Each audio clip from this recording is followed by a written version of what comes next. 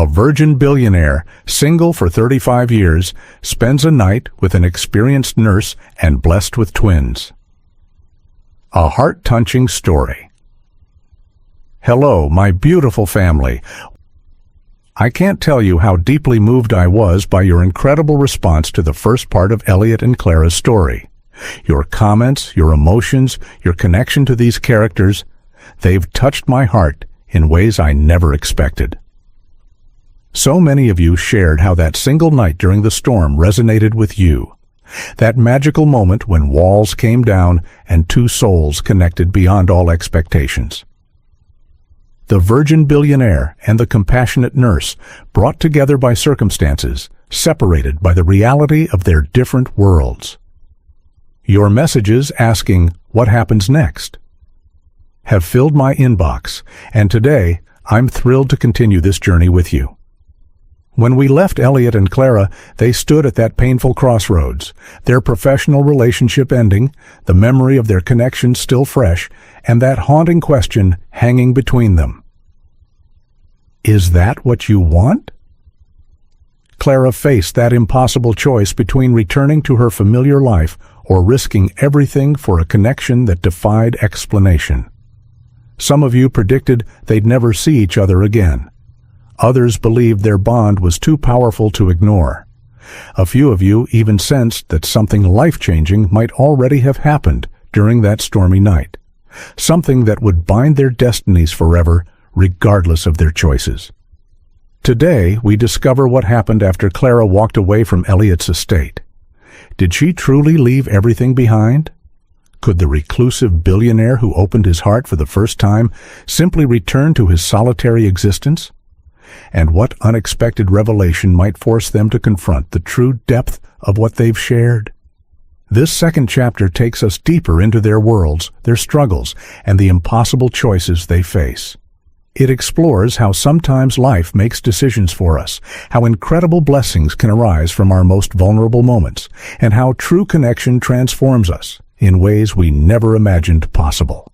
I've poured my heart into continuing their story, weaving in themes of courage, vulnerability, responsibility, and the kind of love that transcends all boundaries. Each word carries my hope that their journey will inspire you to see the possibilities in your own unexpected connections.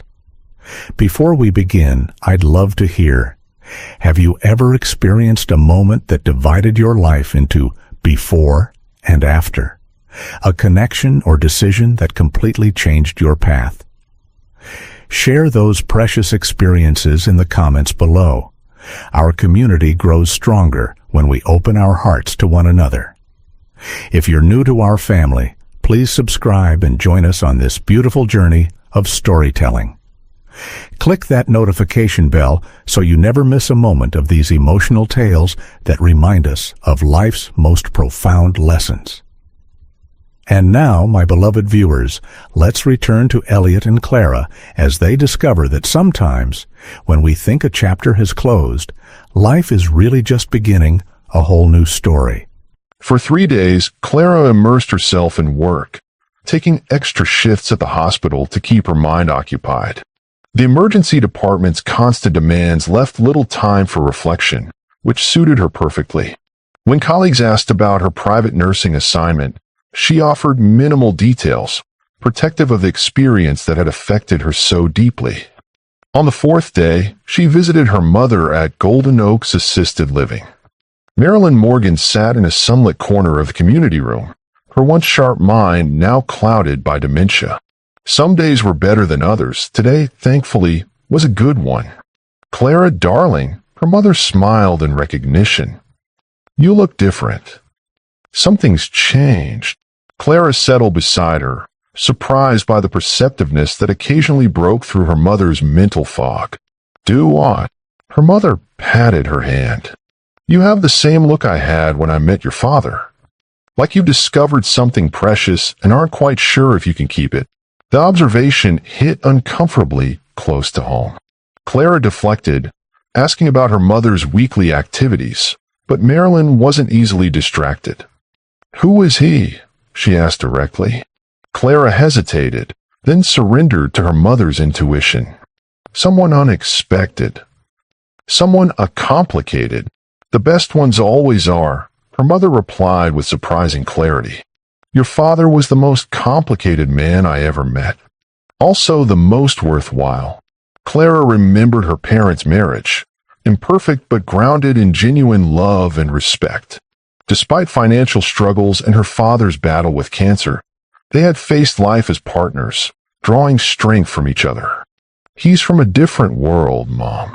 Wealthy, powerful. I'm not sure we make sense together. Marilyn's eyes sharpened with momentary lucidity. Sense is overrated, Clara. In my experience, the heart recognizes its match regardless of circumstances. The question is whether you're brave enough to follow it. The conversation lingered in Clara's mind as she rode the subway home that evening.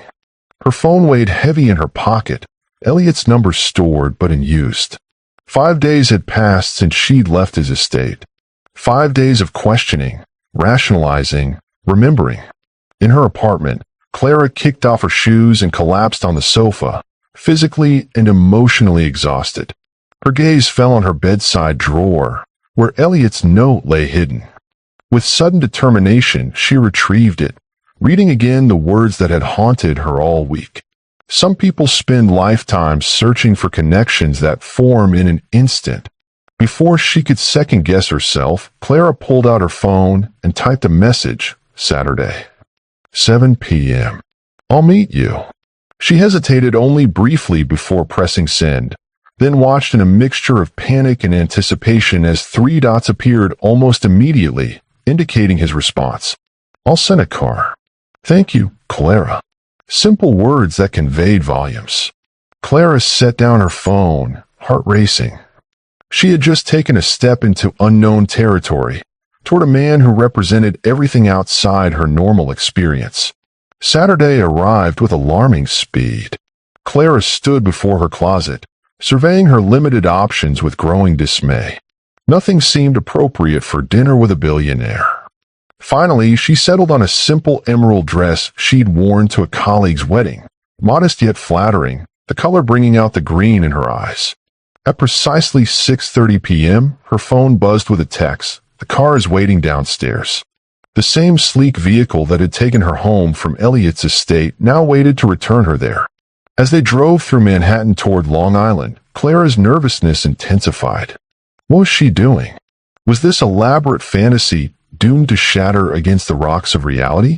To her surprise, the car bypassed the route to Elliot's estate, instead pulling up before an unassuming brownstone in a quiet Brooklyn neighborhood. The driver escorted her to the door, which opened before they reached it. Elliot stood in the doorway, dressed in simple dark slacks and a blue button-down shirt that matched his eyes. Without his usual business attire, he looked younger, more approachable, and impossibly handsome. Not what you expected, he asked, noting her surprise. I thought we'd be going to your estate, Clara admitted. I wanted neutral territory, he explained, stepping aside to welcome her in. This was my first home in New York before Kane Technologies took off. I keep it as a retreat when the mansion feels too empty. The interior was warm and inviting, hardwood floors, comfortable furniture, walls lined with books. No high-tech displays or priceless art, just a space that felt genuinely lived in. I thought we'd eat in, if that's all right, Elliot said, leading her to a dining area where the table was already set. I'm not much of a cook, but I can manage pasta. Clara smiled, touched by his effort to create an intimate setting far removed from his billionaire persona. It's perfect. Over a simple meal of pasta with garlic bread, they talked, really talked, without the constraints of their previous roles. Elliot spoke of his company's early days, the failures that preceded success, his vision for technology that served humanity. Clara shared stories of her nursing career, her brother's recovery from leukemia, her father's influence on her life. As the evening progressed, the initial awkwardness melted away. They moved to a comfortable sofa, glasses of wine in hand, the space between them gradually diminishing until Clara found herself nestled against Elliot's side, his arm draped comfortably around her shoulders. I've thought about you every minute since you left, he confessed quietly. Clara looked up at him, honesty compelling her response. "I try not to think about you." I failed miserably. His smile was tender as he traced the curve of her cheek. "So where does that leave us?" "I don't know," she admitted. "This still feels impossible." "Why?" "Because I have money and you don't. Because we come from different backgrounds. Partly. And partly because relationships that begin with such intensity rarely last. They burn bright and fade quickly." Elliot considered her words. "What if we slowed down? Got to know each other properly?" The suggestion surprised her. "You'd be willing to do that?" "Clara, I've spent 35 years keeping people at a distance. Now I've found someone I want to let in. I'm willing to do whatever it takes to make that work, including taking things slowly." His sincerity moved her deeply. This wasn't the approach of a billionaire accustomed to instant gratification, but of a man genuinely interested in building something meaningful. "I like that," she said softly. And so began their careful courtship. Over the following weeks, they constructed a relationship one step at a time. Elliot joined Clara for simple dinners at her Queens apartment.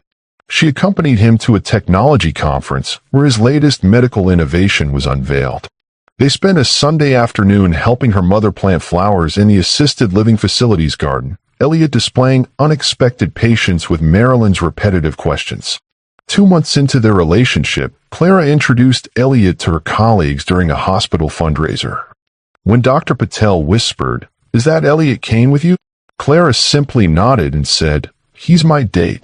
The normalcy of the statement belied its significance. They were building a bridge between their worlds, finding common ground despite their differences.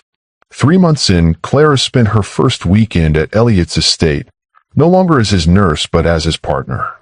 The mansion felt different now, warmer, less like a showcase and more like a potential home. In Elliot's private quarters, they rediscovered the passion of their first night together, but now enhanced by genuine emotional intimacy. As summer faded into autumn, Clara noticed subtle changes in her body, fatigue that persisted despite adequate rest, a strange aversion to her morning coffee, unusual tenderness. Initially, she attributed these symptoms to her demanding schedule and the emotional upheaval of her new relationship. But one morning in late October, as she prepared for her shift, undeniable nausea overtook her. Sitting on the bathroom floor of her apartment, Clara faced a possibility she hadn't considered. That afternoon, she purchased a pregnancy test on her lunch break. In the hospital's staff bathroom, she followed the instructions with shaking hands, then waited the prescribed 3 minutes, her mind racing with calculations. When the double pink lines appeared in the test window, Clara stared in disbelief. Despite her medical training, despite her careful approach to life, she had not anticipated this outcome from that single night before they'd established their relationship. A second test yielded the same result. Clara completed her shift in a daze, her mind struggling to process the implications. That evening, she called her OB/GYN and scheduled an urgent appointment for the following morning. The ultrasound technician's voice seemed to come from far away as she moved the wand across Clara's abdomen. "Congratulations, Ms. Morgan. You're approximately 12 weeks pregnant." Clara nodded numbly. 12 weeks matched perfectly with that night at Elliot's estate during the storm. "And it looks like..." The technician moved the wand slightly, studying the screen with professional concentration. "Yes, I'm seeing 2 distinct heartbeats. You're having twins." The word echoed in Clara's mind. Twins. 2 lives growing inside her, created from a connection so powerful it had altered her existence in ways she was only beginning to comprehend. She left the medical office in a state of shocked wonder, her hand resting protectively over her still flat abdomen. Elliot Kane, the virgin billionaire who had remained single for 35 years, and not only opened his heart to love but had created new life in the process, twice over. Now she faced the daunting task of telling him he was going to be a father. For 3 days, Clara carried her secret like a fragile treasure, uncertain and afraid. She faced countless medical emergencies with calm professionalism, but this personal revelation left her paralyzed with indecision. How would Elliot respond? Would he see this unexpected development as a blessing or a complication? They had plans to meet at his Brooklyn brownstone that Friday evening. Clara arrived early, rehearsing various approaches in her mind, each sounding inadequate for the magnitude of her news. Elliot greeted her with a warm embrace and a lingering kiss. "You look beautiful," he said, studying her face. "But something's troubling you." His perceptiveness still surprised her. "Can we talk before dinner?" Concern flickered across his features as he led her to the living room. They sat together on the sofa, Clara's hands clasped tightly in her lap. "What's wrong?" Elliot asked, his voice gentle. Clara took a deep breath. "Do you remember our first night together?" During the storm, a smile touched his lips. "I'm unlikely to forget it. Something happened that night." She met his eyes directly. Something unexpected. Elliot waited, his expression open but puzzled. "I'm pregnant, Elliot." The words hung in the air between them. "With twins." For a moment, he simply stared at her, his brilliant mind clearly struggling to process her statement. Then, astonishingly, tears welled in his eyes. Elliot Kane, the composed CEO who never revealed emotion in public, was openly crying. "Twins," he whispered, his voice unsteady. Clara nodded, unable to read his reaction. "I just found out yesterday. I'm 12 weeks along." Elliot reached for her hand, holding it between both of his. "Are you certain?" "Yes. I had an ultrasound." 2 heartbeats. His gaze dropped to her abdomen, still flat beneath her blouse. 2 lives. Our children. The wonder in his voice eased Clara's anxiety slightly. "This isn't what either of us planned." "I know it's overwhelming." "Yes," he interrupted, his eyes meeting hers again. "It is overwhelming." "But Clara," he paused, searching for words. "I never expected to be a father. I never thought I was capable of the kind of connection that creates a family. Then you came into my life and showed me otherwise." Hope bloomed in Clara's chest. "You're not upset?" "Upset?" Elliot shook his head in amazement. "I'm terrified. I'm exhilarated. I'm honored that you would bring my children into the world." His sincere response unleashed emotions Clara had been suppressing since the doctor's office. Tears spilled down her cheeks as Elliot gathered her into his arms. "We'll figure this out together," he promised, his lips against her hair. "Whatever you need, whatever our children need, I'm here." They talked for hours, dinner forgotten. Elliot asked countless questions about the pregnancy, her health, the development of the twins. His analytical mind approached impending fatherhood as he did everything, with thoroughness and intense focus. "Will you continue working at the hospital?" he asked. "The long hours, the physical demands, is it safe?" "For now, yes," Clara assured him. "Many nurses work well into their pregnancies. I'll modify my duties as needed." Elliot nodded, clearly making mental notes. "And your apartment? It's not really suitable for 3 additional people." Clara hadn't considered the practical implications yet. "I hadn't thought that far ahead. We need to discuss living arrangements," Elliot said carefully. "I don't want to pressure you, but I want to be present for every moment of this journey. I want to be there when they kick for the first time, when they're born, when they take their first steps." The image of Elliot as an involved, devoted father touched Clara deeply. "What are you suggesting?"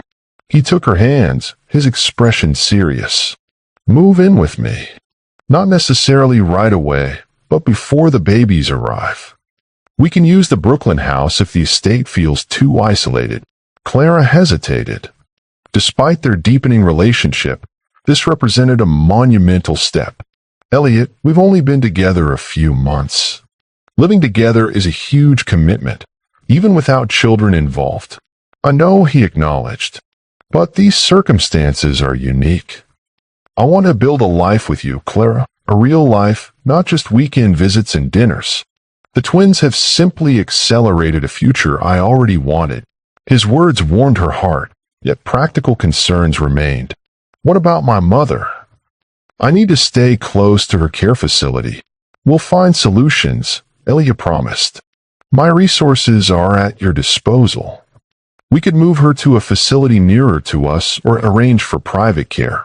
Clara saw the determination in his eyes, the same focus that had built his technological empire, now directed toward creating their family. It was both overwhelming and reassuring. I need time to process all this, she said finally. Can we take things one step at a time? Elliot nodded, visibly reining in his natural tendency to plan and control. Of course. But know that I'm all in, Clara. You and our children are my priority now. That night, as they lay together in Elliot's bed, his hand rested protectively over her stomach. Clara watched him, still marveling at how this solitary man had transformed so completely in just a few months. What are you thinking? She asked softly. Elliot's expression was contemplative. I'm thinking about my parents. How distant they were. How they prioritized status and achievement over emotional connection. I'm thinking about how not to repeat their mistakes. Clara covered his hand with hers. The fact that you're considering this already makes you different from them. I never had models for loving parenthood, he admitted. I don't know how to be a father. And I don't know how to be a mother to twins, Clara replied. We'll learn together. Over the following weeks, they established a new rhythm to their relationship. Elliot restructured his work schedule to attend Clara's prenatal appointments. He read every book on pregnancy and parenting he could find, approaching fatherhood with the same dedication he brought to his business innovations. For her part, Clara began the emotional process of reimagining her life. She had always been fiercely independent, defining herself through her work and her ability to care for others. Now she was learning to accept support, to share responsibility, to envision a future intertwined with Elliot's. At 16 weeks, they watched in awe as the ultrasound technician confirmed they were expecting a boy and a girl. Elliot gripped Clara's hand tightly as the grainy images of their children appeared on the screen, their tiny hearts beating strongly. They're perfect, he whispered, voice thick with emotion. Later that day, Elliot took Clara to the estate's east wing, which had been closed off during her previous visit. He opened the double doors to reveal a spacious suite of rooms flooded with natural light. I thought this could be the nursery, he said tentatively. There's room for 2 cribs, a sitting area for nighttime feedings, and the adjoining room could be a playroom as they grow. Clara walked through the space, touched by his thoughtfulness. You've been planning this. I wanted you to see that there's room for our family here. If you decide this is where you want to be. Clara turned to face him, suddenly certain. Ask me again. Elliot looked confused. Ask you what? Ask me to move in with you. Understanding dawned in his eyes. Elliot crossed the room and took her hands in his. Clara Morgan, will you and our children make a home with me? Yes, she said simply. This feels right. Elliot's face lit with joy as he gathered her in his arms, mindful of her slightly rounded belly. When? After the hospital fundraiser next month. That gives me time to sublet my apartment and make arrangements for my mother. As summer turned to autumn, Clara gradually transferred her life to Elliot's estate. Her modest possessions looked strange amidst the mansion's grandeur, but Elliot insisted they incorporate her furniture and personal items, wanting her to feel truly at home. By October, Clara's pregnancy was obvious, her slender frame now sporting a distinct bump that housed their growing twins. Though they'd agreed to keep their news private, speculation had begun among Clara's colleagues and Elliot's business associates. People are talking, Clara mentioned one evening as they sat on the terrace watching the sunset. The hospital rumor mill is working overtime. Elliot took her hand, his expression thoughtful. Let them talk. All that matters is what we're building together. As Clara looked out over the manicured grounds toward the ocean beyond, she reflected on the extraordinary journey that had brought her to this moment. 1 year ago, she could never have imagined sharing her life with Elliot Kane, much less carrying his children. Yet here they were, the experienced nurse and the virgin billionaire, creating a family neither had expected but both now treasured beyond measure. The annual Manhattan Memorial Hospital fundraiser transformed the Metropolitan Museum of Art into a glittering showcase of wealth and philanthropy. Clara stood before the mirror in their bedroom, smoothing the fabric of her midnight blue maternity gown over her 20-week baby bump. "Are you sure about this?" she asked, meeting Elliot's eyes in the reflection. "Once we appear together publicly, there's no going back." Elliot, handsome in a perfectly tailored tuxedo, stepped behind her and placed his hands gently on her shoulders. "I've never been more certain of anything," he said. "Are you having doubts?" "Not about us," Clara clarified. "But your world is intimidating. These people have known you for years as the untouchable Elliot Kane. How will they react to me? To this?" She gestured to her rounded abdomen. "With envy," Elliot replied simply, "because I've found what most of them are still searching for." His unwavering confidence steadied her nerves. "All right, then. Let's make our debut." Their arrival at the museum caused exactly the stir Clara had anticipated.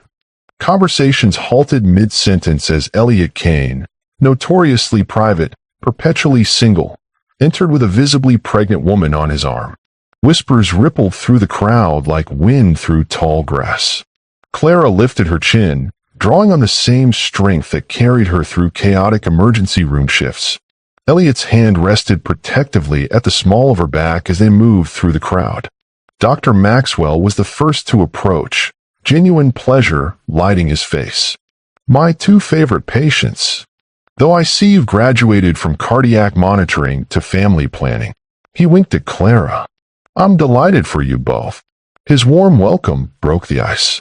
Clara's hospital colleagues gathered around, offering congratulations. Dr. Patel raised his champagne flute in a toast to Clara and Elliot, proving that the best medical outcomes sometimes happen outside the hospital. Laughter eased the tension, though Clara noticed several society women watching from a distance, their expressions calculating. Elliot steered her toward the center of the room where the hospital board members waited. "Ladies and gentlemen," he announced without preamble, "I'd like to introduce Clara Morgan, not only an exceptional cardiac nurse, but the woman who has transformed my life and is carrying our children, twins, due in spring." The directness of his announcement left no room for gossip or speculation. Clara squeezed his hand in gratitude as applause broke out around them. The hospital's chief of surgery approached, champagne in hand.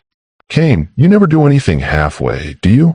First revolutionizing our diagnostic systems, now twins on the first try." Clara blushed deeply, but Elliot merely smiled. "Clara has taught me the value of efficiency." The evening progressed more smoothly than Clara had dared hope. Elliot remained attentive at her side, clearly proud to introduce her to his business associates and acquaintances. For her part, Clara was surprised to discover she enjoyed these interactions. Once people moved past their initial shock, many seemed genuinely interested in her work and her perspective on healthcare. The real test came when an elegant older woman approached, her shrewd eyes assessing Clara from head to toe. "So you're the woman who has accomplished what Manhattan's most determined socialites could not." "Diane," Elliot greeted her coolly. "May I introduce Clara Morgan?" "Clara, this is Diane Foster, an old friend of my mother's." The woman extended her hand, her diamond bracelet catching the light. "Charmed, I'm sure." "I must say, Elliot, you surprised us all. Your mother would have been interested to meet the mother of her grandchildren." The pointed reference to Elliot's deceased mother hung uncomfortably in the air. Clara felt him tense beside her. "My mother valued intelligence and capability above all else," Elliot replied evenly. She would have recognized both in Clara. Diane's smile remained fixed. "Indeed. Well, I look forward to seeing how you adapt to fatherhood, Elliot. Children have a way of dismantling even the most controlled existence." After she glided away, Clara turned to Elliot. "I think I just met the final boss of Manhattan society." His laugh dispelled the tension. "You handled her beautifully." Diane expects people to be intimidated by her. "A face-down drunk patient's in the ER threatening me with 4 poles," Clara replied dryly. "Society matrons don't scare me." By the evening's end, they had weathered the public revelation of their relationship with remarkable success. In the car heading home, Clara kicked off her uncomfortable shoes with a sigh of relief. That wasn't so terrible, she admitted. Elliot smiled, looking more relaxed than she'd ever seen him at a public event. Having you there made it bearable. Usually, I count the minutes until I can leave these functions. That's because you're always alone, Clara observed. Everything's more manageable when shared. He took her hand, raising it to his lips.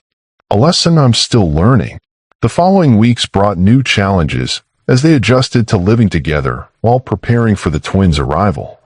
Elliot's tendency toward perfectionism manifested in excessive research and planning. He interviewed 12 pediatricians before selecting one, ordered every baby safety device on the market, and hired a team of designers to create the ideal nursery environment. Elliot, Clara said one evening, finding him surrounded by books on child development. Babies don't need all this. They need love, food, and clean diapers. Everything else is extra. He looked up, anxiety evident in his expression. I don't want to make mistakes, Clara. My parents made so many. Understanding dawned. Elliot's perfectionism wasn't about control. It was about fear. Clara sat beside him, taking his hand. You're not your parents. And making mistakes is part of parenthood. How can you be so calm about this? He asked. I'm not calm inside, she admitted. I'm terrified too. But I've spent my career handling emergencies one step at a time. That's all parenting is, responding to each moment as it comes. Her practical approach gradually influenced Elliot. He scaled back his excessive preparations, focusing instead on spending time with Clara as her pregnancy progressed. They established evening walks along the beach, Elliot's hand always protectively entwined with hers as they discussed names for the twins and shared hopes for their future. In December, as Clara entered her third trimester, complications arose. At a routine checkup, her blood pressure registered dangerously high. Preeclampsia, her doctor explained gravely. It's more common with multiple pregnancies. You'll need to start bed rest immediately. The diagnosis hit Clara hard. As someone accustomed to caring for others, being confined to bed felt like a punishment. Worse, she worried constantly about the twins, whose safety now depended on her ability to stay calm and inactive. Elliot rose to the challenge magnificently. He rearranged his entire schedule, conducting business from home so he could remain near Clara. He hired a private nurse to monitor her condition during the day, but insisted on handling evening care himself. You don't have to do everything personally, Clara protested one night as he brought her dinner on a tray, complete with a small vase holding a single rose. I want to, he said simply. You've spent your life caring for others. Let me care for you now. His dedication moved her deeply. Each evening, Elliot would sit beside her, reading aloud to the twins or playing classical music near her belly. When Clara grew frustrated with confinement, he listened patiently to her complaints without trying to fix everything, a significant evolution for a man accustomed to solving problems. On Christmas Eve, as snow fell softly outside their window, Elliot surprised Clara with a special delivery. Who's visiting at this hour? She asked, hearing voices downstairs. Elliot smiled mysteriously. You'll see. Moments later, the bedroom door opened to reveal Clara's mother, accompanied by a private nurse. Marilyn Morgan's face lit up at the sight of her daughter. Look at you, she exclaimed, her dementia momentarily clearing as it sometimes did with emotional triggers. My baby having babies. Clara's eyes filled with tears as her mother carefully embraced her. Mom, how did you? Elliot arranged everything, Marilyn explained, settling beside Clara on the bed. He's bringing me for Christmas. Isn't that wonderful? Clara looked at Elliot, who stood watching from the doorway, his expression tender. In that moment, she loved him with an intensity that took her breath away.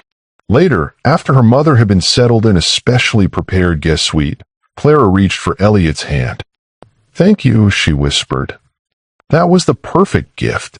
He sat beside her, his hand gently caressing her rounded belly. I was thinking about family traditions. I didn't have many growing up, but I want our children to have different experiences. Holiday gatherings, grandparents, warmth. "You're already a wonderful father," Clara told him, placing her hand over his. As if in agreement, one of the twins kicked vigorously against their joined hands. Elliot's eyes widened in wonder. "They're getting stronger and more impatient," Clara laughed. "They take after their father." As the new year dawned, bringing them closer to the twins' arrival, Clara reflected on the extraordinary journey that had brought them to this point. From their first meeting as nurse and patient to their current life as expectant parents, they had crossed boundaries of class, experience, and expectation. The reclusive billionaire and the practical nurse had created something neither could have imagined, not just children, but a family bound by genuine love and respect. Whatever challenges lay ahead, Clara knew they would face them together, stronger for having found each other. February brought relentless snowstorms that blanketed the Kane estate in pristine white. Clara, now 34 weeks pregnant, watched the swirling flakes from her bedroom window, one hand resting on her enormously swollen abdomen where the twins shifted restlessly. "They're active today," she told Elliot, who entered carrying a cup of her favorite herbal tea. "The doctor said that's a good sign," he replied, setting the tea on the bedside table and joining her at the window. "How are you feeling?" "Heavy, uncomfortable, impatient." Clara smiled ruefully, but also grateful. "My blood pressure has been stable for 2 weeks now." Elliot's arms encircled her from behind, his hands cradling her belly protectively. "You've been incredible through all of this." Clara leaned back against him, drawing strength from his presence. After weeks of strict bed rest, her doctor had finally allowed limited movement around the house. Even these small freedoms felt precious after such confinement. "I've been thinking about names," she said. "For the boy, what do you think of James?" "After my father." Elliot nodded against her hair. "James Kane. It's strong, timeless." "I like it. And for our daughter." Clara hesitated. "I was wondering about Elizabeth." "After your mother." The suggestion clearly surprised him. "You want that, even though you never met her." "She gave me you," Clara said simply. "And from what you've told me, despite her emotional distance, she was brilliant and determined, qualities I'd be proud for our daughter to have." Emotion flickered across Elliot's face. "James and Elizabeth Kane," he tested the names aloud. "Perfect." That night, Clara woke suddenly, instinctively knowing something had changed. A sharp pain tightened across her abdomen, followed by a warm rush of fluid soaking the sheets. "Elliot," she gasped, shaking his shoulder. "Wake up. My water broke." He was instantly alert, years of crisis management and business serving him well now. "I'll call Dr. Winters. The hospital bag is packed. Reynolds has the car ready." Another contraction gripped Clara, stronger than the first. "They're coming fast," she warned. Within minutes, Elliot had alerted the doctor, helped Clara into dry clothes, and guided her carefully down the stairs. Reynolds waited with the car, engine running, despite the pre-dawn darkness and steadily falling snow. "The roads are treacherous, sir," he warned as Elliot helped Clara into the back seat. "The plows haven't been through yet. Drive carefully but quickly," Elliot instructed, his calm voice belying the concern in his eyes as he settled beside Clara. The journey to Manhattan Memorial Hospital normally took 40 minutes. That morning, with snow reducing visibility to mere feet and ice making the roads treacherous, each mile felt like 10. Clara's contractions intensified, coming faster than expected for a first pregnancy. "Something's wrong," she whispered between pain breaths. "It's too fast." Elliot gripped her hand, his expression betraying rare fear. "We're almost there. Hold on, Clara." When they finally reached the hospital, Dr. Winters was waiting with a team of nurses. One glance at Clara, and the obstetrician's professional concern was evident. "Get her to labor and delivery immediately," she ordered. Her blood pressure's sky high. Everything accelerated into a blur of activity. Clara was whisked into an examination room, Elliot following close behind. Monitors were attached, vitals checked, medications administered. "Severe preeclampsia," Dr. Winters explained grimly. We need to deliver these babies now. Clara's at risk for seizures or stroke. Elliot's face paled. Will she be all right? We're taking her for an emergency C-section, the doctor replied, already signaling for the operating room to prepare. Mr. Kane, you'll need to change into scrubs if you want to be present. Clara gripped Elliot's hand. Don't leave me, she pleaded, the professional nurse now replaced by a frightened first-time mother. Never, he promised fiercely. The operating room was blindingly bright after the dimness of early morning. Clara lay on the table, a surgical drape separating her from the view of her abdomen. Elliot sat by her head, still holding her hand as the anesthesiologist administered the spinal block.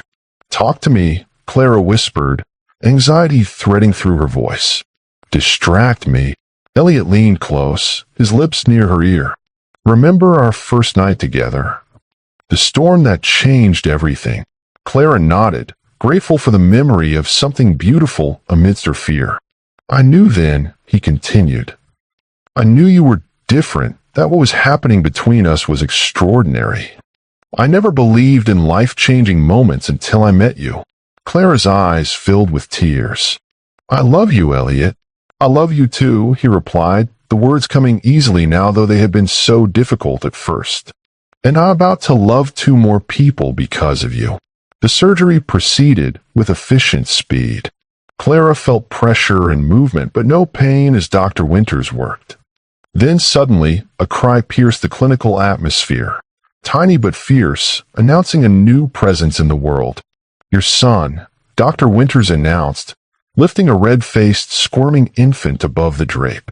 Tears streamed down Elliot's face as he caught his first glimpse of James. He's perfect, he whispered. Minutes later, a second cry joined the first as Elizabeth emerged, slightly smaller than her brother but equally determined to make her presence known.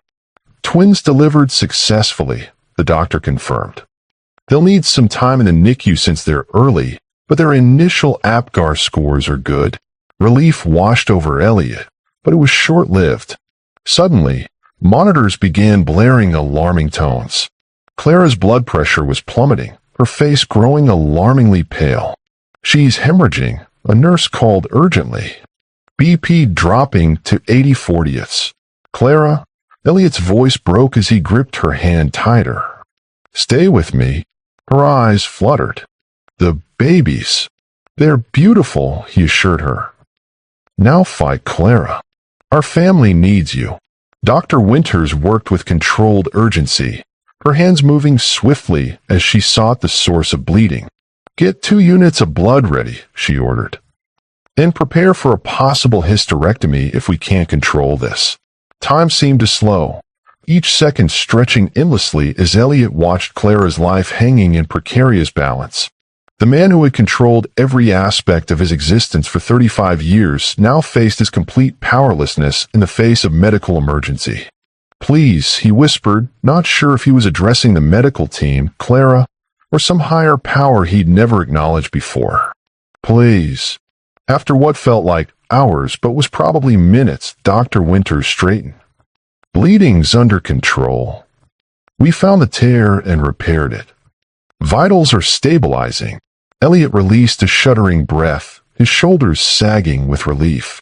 She'll need extensive monitoring and recovery time, the doctor cautioned.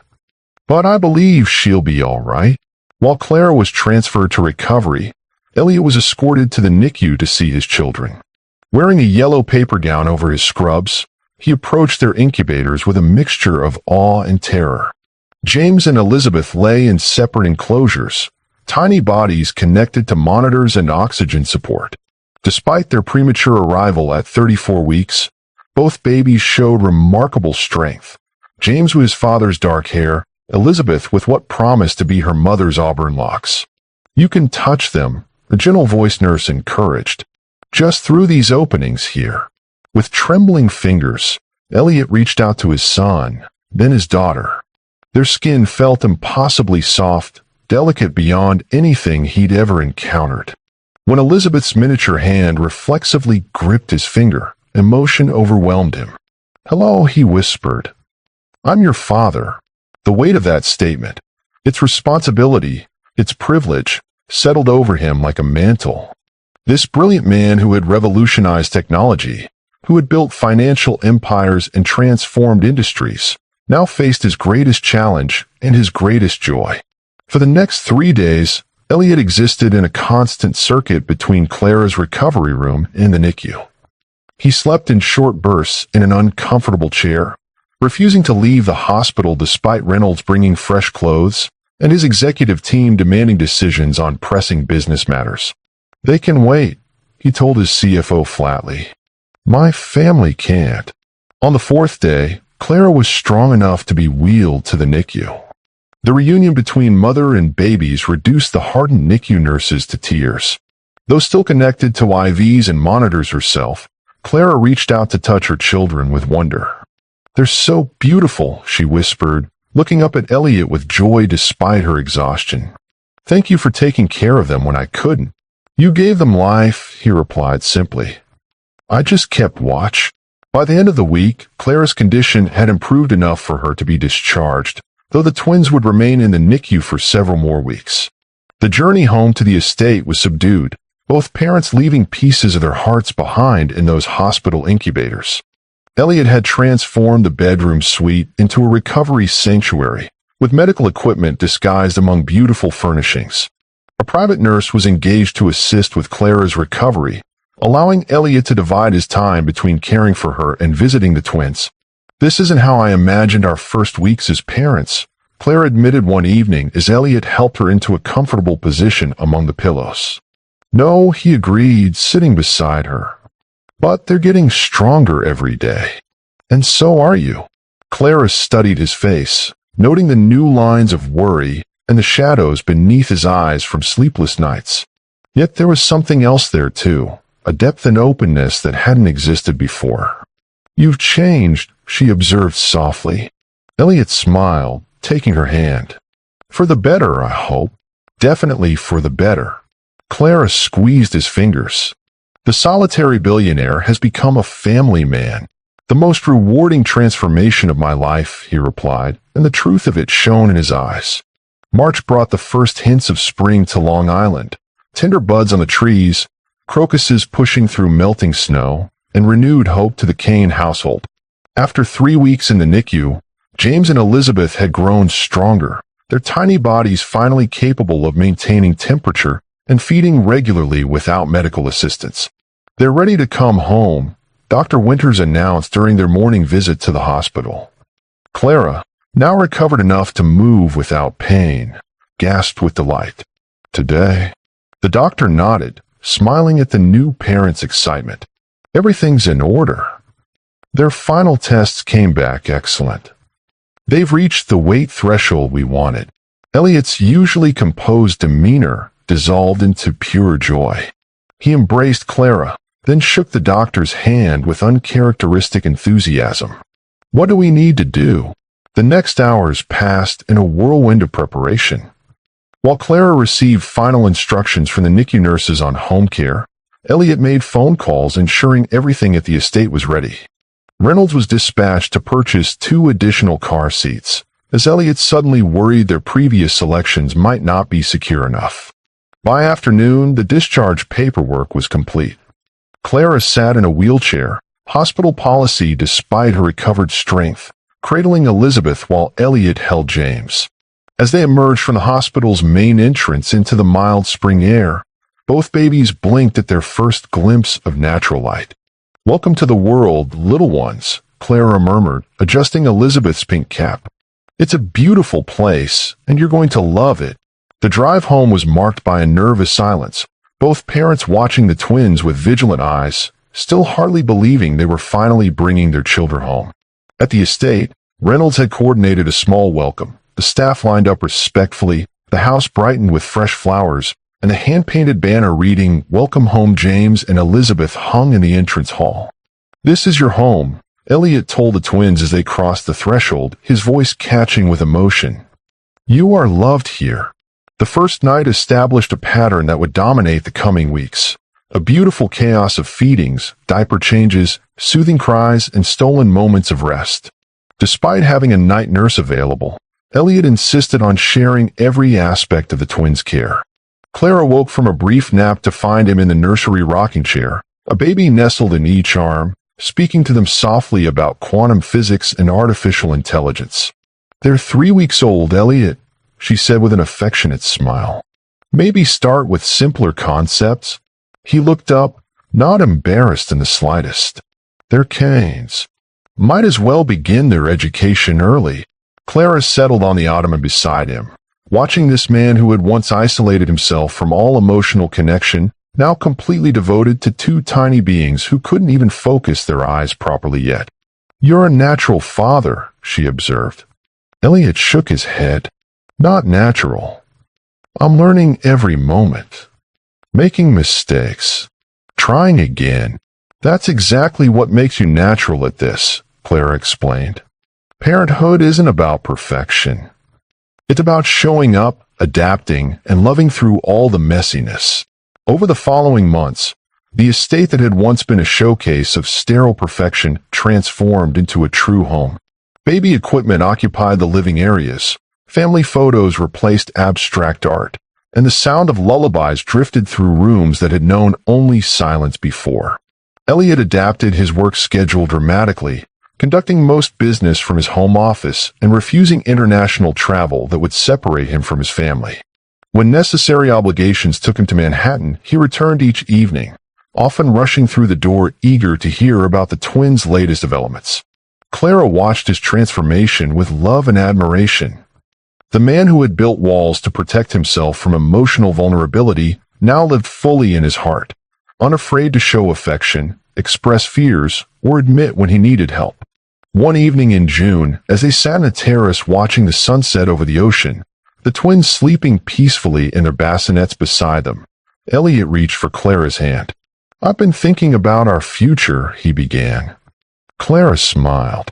"Our hands are pretty full with the present, don't you think?" "True, but there's something important missing." Elliot reached into his pocket and withdrew a small velvet box. "We did things in an unconventional order, but some traditions are worth honoring." Clara's breath caught as he opened the box to reveal a stunning emerald ring surrounded by diamonds. "Green, like your eyes," Elliot explained. "The first thing I truly noticed about you." He slid from his chair to one knee, still holding her hand. "Clara Morgan, you've taught me how to love, how to trust, how to be human again. Would you do me the honor of becoming my wife?" Tears filled Clara's eyes. Despite their profound connection and shared children, this moment felt significant, a conscious choice to formalize their commitment. "Yes," she whispered.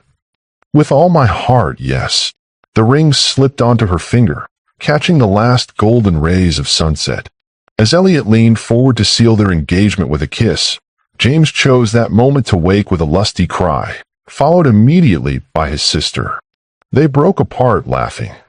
"Perfect timing," Clara observed, reaching for Elizabeth while Elliot lifted James. "Our most important witnesses approve," Elliot replied, settling his son against his shoulder. They married in September in a private ceremony on the beach below the estate. Only their closest friends attended, Clara's hospital colleagues, Elliot's most trusted business partners, and Reynolds, who would become like family.